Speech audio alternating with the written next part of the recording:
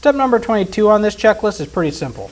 All we're going to want to do is get an accurate description of the glycol itself. As you can see here, this one's yellow. If it's not yellow or green, you're going to want to document that if it's dark or brown, and also verify that there's no sludge or slime in the system. If you see anything like that in the system, make sure you contact ACT immediately, as we're probably going to need to do some extra steps to make sure the system's running correctly. Step number 23 on this checklist, we already completed before step 4, and this was to get the concentration of the glycol in the system. So we can go on from there. Step number 24 is to verify the set point of the chiller and also document every 5 minutes the supply temperature of the glycol. Depending on the controller, there's different sequences that you're going to need to get you to figure out what the controller set point is. Please contact ACT if you do not know how to figure out what the set point of the controller is. Once you've documented this controller set point, go ahead and start documenting every 5 minutes what the supply temperature is. This is really important to us, just to document the controller, that the chiller is able to handle the load for at least a 25-minute span.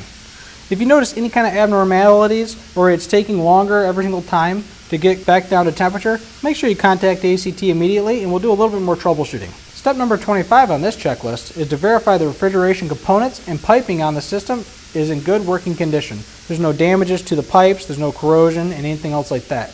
Just a visual inspection is all we need to do here. If you notice any kind of damages, please contact ACT immediately and we will go on from there.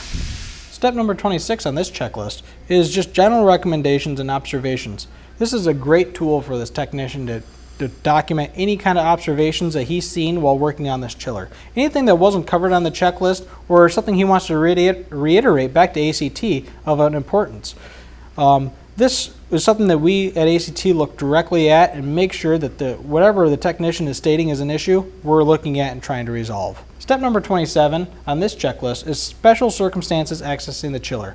This is a great resource for your technician to record how he got to the chiller, just in case this is a long sequence in a big building to get to. The information that is recorded here, we will add to any future dispatch. So if the technician is going back to the site 6 months from now, he has the information from himself of how to access the chiller in an adequate way. Step number 28 on this checklist documents the 5 photos that are required to be submitted with your checklist to ACT.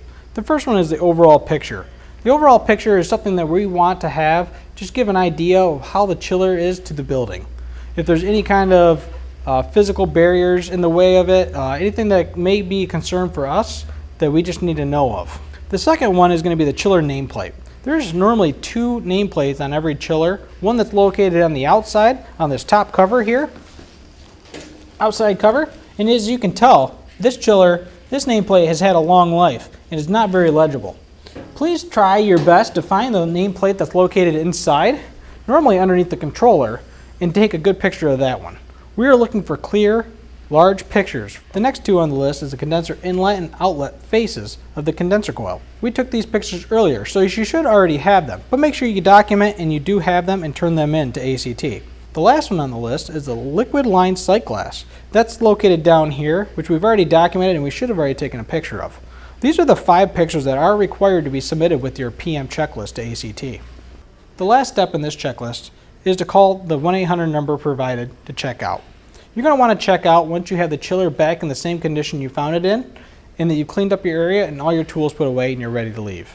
Make sure you document the name of the technician that you're checking out with. Once you've completed the checklist completely, you're going to want to submit the checklist to ACT within 48 hours with the 5 pictures that are provided. ACT requires these forms to be submitted in a reasonable time frame so we can review them and schedule any preventative repairs that may be needed. Well, that's it for the PM checklist. If you have any questions about the PM checklist or just aspects about ACT itself, please give us a call at any time. And have a good day. Thank you.